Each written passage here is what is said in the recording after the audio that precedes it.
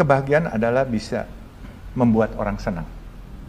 Sedikit senang lah, nggak usah buat orang senang banyak. Cuman jangan sampai salah. Bantuan kita jangan salah dimanfaatkan oleh orang-orang yang tidak seharusnya. Saya sangat selektif. Oh, sangat selektif. Sangat selektif. Jadi kalau orang berpikir sedikit-sedikit minta bantuan saya selalu kirim tim saya. Lihat deh, gitu. Dan saya lebih senang memberikan nasi kuning atau nasi apapun buat dia makan di tempat. Sekenyangnya. Bahkan kalau bisa kita kerjasama, bikin setiap hari kita kasih makan orang. Iya. Tapi di depan mata kita. Karena saudara-saudara kita ini kreatif. Kalau saya kasih bungkus, dijualin ntar. Iya kan, yang sebenarnya harus dapat, nggak dapat. Nah, saya sebenarnya bisa kasih gratis. Tapi saya jual 3.000. Kenapa saya juga nggak tahu, mulut saya disentil Allah. 3.000 aja jual, nggak boleh gratis. Oh, rupanya ketemu rahasianya. Bahwa kalau saya kasih gratis, pertama, yang tidak membutuhkan ikut ngambil. Karena gratis. Tapi kalau saya jual 3.000, yang benar-benar membutuhkan harus beli. Betul. Nah, dikala saya dagang nasi kuning itu, saya melayani saudara-saudara kita, kaum duafa dan fakir miskin di gedung Palang Merah Indonesia DKI, Keramat Raya nomor 47. Saya melayani seorang tukang parkir. Setelah dia makan, dia bayar 3.000. 2 menit kemudian atau 5 menit kemudian, dia nenteng seorang kakek-kakek tua. Seorang pengemis kayaknya. Dia bawa pakai tongkat. Dia bayar 3.000. Saya mau sedekah buat nih Bapak. Oh, saya kaget langsung. Oh, ini rahasia Allah. Bahwa yang bersedekah bukan hanya saya. Dia juga bisa ikut bersedekah. Jadi, dia juga ikut bersedekah. Iya. Buat kepada orang yang lain. Di bawahnya dia. Iya, betul. Ya. Kalau dia makan biasa 10.000, hanya dapat buat dia doang. Makannya. Tapi dia bayar 3.000, dia berarti ada 7.000. Terus dia bisa sedekah 3.000 lagi, dia masih bisa hemat 4.000. Iya. Jadi sedekah bukan hanya bisnis yang nggak boleh dimonopoli. Sedekah pun nggak boleh dimonopoli. Sehingga pahala dan barokahnya juga nggak boleh dimonopoli. Semuanya dapat kan? Dia juga dapat barokahnya, pahalanya semua. Jadi bukan hanya bisnis yang nggak boleh dimonopoli. Saya baru nemuin itu, jadi setelah itu, oh iya, sedekah nggak boleh dimonopoli, sehingga pahala dan barokahnya juga nggak boleh termonopoli. Yang penting ikhlas. Ikhlas, ya. Jangan pensiun. Saya punya kayak titipan kargo gitu ya, usaha gitu. Terus kargo ya? Iya, saya coba juga jual alat potong besi gurinda gitu, gergajinya semua. Tapi nggak berkembang. Padahal saya sempat pensiun dari tahun 93 Desember sampai 2008. Saya jobless. Jobless benar? Jobless, saya nggak berani karena saya diincar oleh beberapa orang di oknum rezim order baru waktu itu, sehingga saya harus tiarap. Ya, saya tiarap, saya nggak berani muncul. Walaupun waktu itu orde baru sudah tidak ada, saya mesti tetap tiarap dan saya nggak berani. Nah, kemudian 2008 saya diajak teman mulai berani.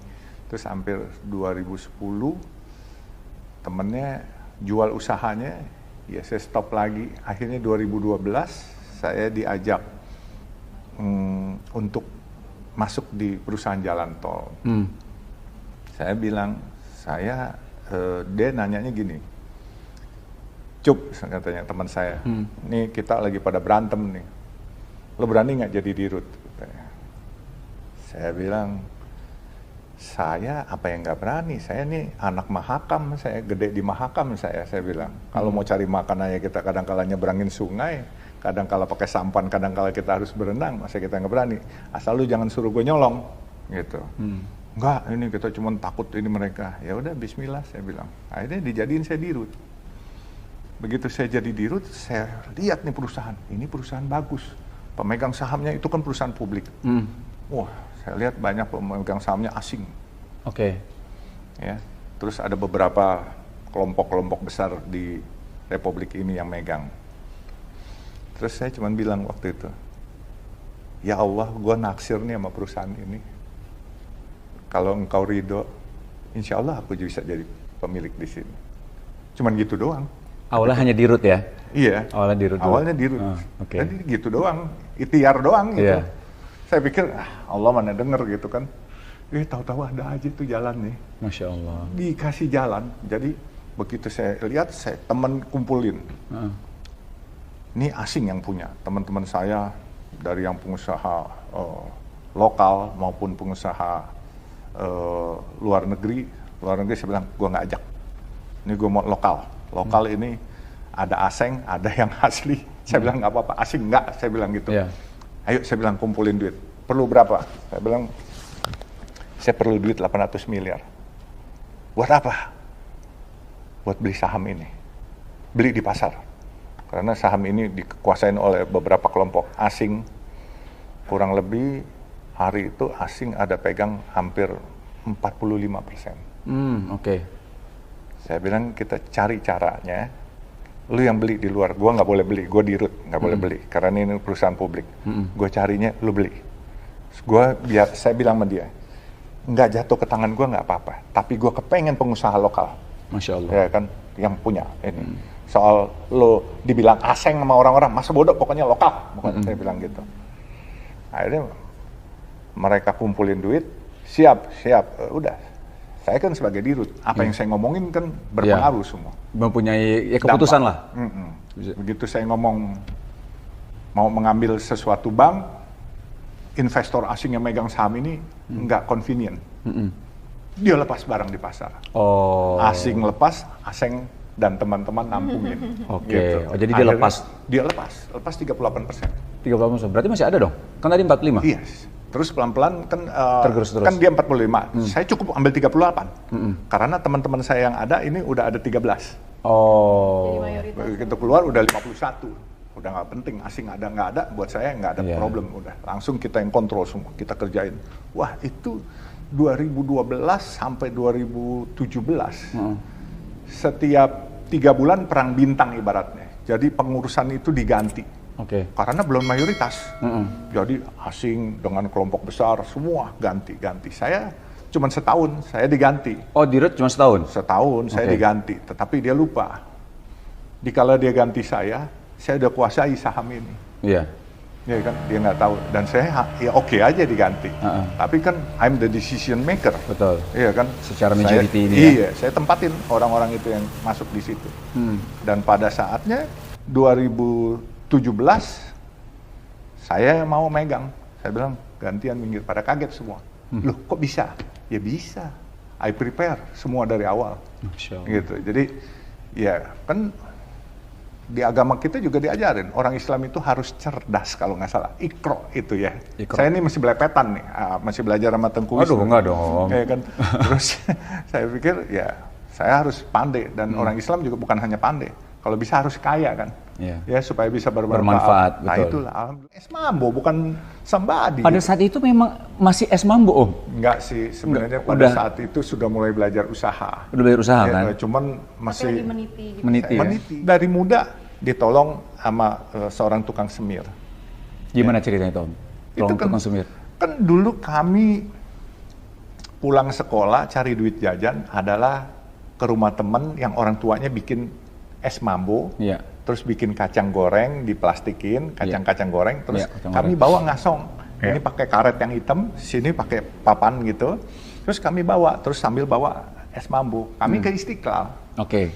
Dan di Istiqlal, di antara 5 teman ini, yang Tionghoa ada 2, tapi yang putih cuma saya. Yang lain Hitachi, hitam tapi Cina.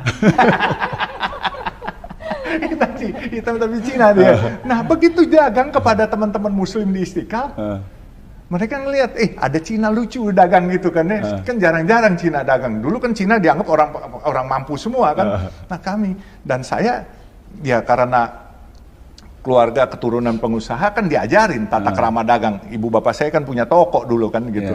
Ya, saya nawar-nawarin dengan ya, Pak beli nih Pak, bagus nih Pak, enak nih Pak, apa segala dengan gaya saya. Nah dulu kan masih uang seringgit, seperak gitu kan ya. Seperak ya? Iya, ada seringgit tuh 2,5 perak. Oh seringgit tuh 2,5 perak, iya. Jadi waktu mereka beli misalnya 3 ringgit, kasih uang 10 perak, lebihnya seringgit saya mau pulang, udah buat kamu aja. Oh. Saya terima sedekah uang tip dari orang. Iya, betul, gitu. betul. Saya terima. Nah, begitu pulang dagangan kita hitung duit masing-masing buat store ke yang punya 100 perak misalnya. Duit saya ada 120 perak, 125 perak. Karena saya dapat tipnya dapat lebih. Tipsnya, benar. Dapat tipnya lebih. Saya bilang, "Ayo kita mandi di samping Istiqlal situ ada nyewain ban di seberang es krim Ragusa." Ragusa tahu. Nah, di situ. Legend itu. Nah, jadi saya ke sana. Saya sewa ban. Rupanya nih teman ada yang ngiri. Karena saya duit banyak, saya jadi bandarnya kan. Karena dapat untung banyak. Dia mau pakai bannya karena dia lebih tua dari saya. Dia merasa dia apalah yang tertua, gengnya jadi kepala gengnya. Iya. Saya nggak bilang, nggak bisa dong, ini duit gue. Iya kan, gue mau pakai ban dulu. Saya kagak bisa berenang. Dia kesel, dia dorong saya. Itu mau masuk ke pintu air Ciliwung itu. Saya nangis teriak-teriak, sejadi-jadinya saya nangis. Akhirnya ada yang lompat. Loh, didorongin saya. Aduh, saya nangis sampai saya itu udah kesedek-sedek air. Saya kasih duit saya ke tukang semir ini. Dia bilang enggak mau. Coba, tukang semir nggak mau duit. Secara padahal logika dia gelandangan, mungkin. dia nggak punya baju, dia pakai kolor. Harusnya ya Dia mau pakai banget, celana, harusnya. mau banget. Akhirnya jadi temen. Tapi jadi temen. Namanya si Jabir. Tapi 3 bulan kemudian dia hilang tuh. Nggak tahu kemana. Itu. Itu saya ditolong tukang semir.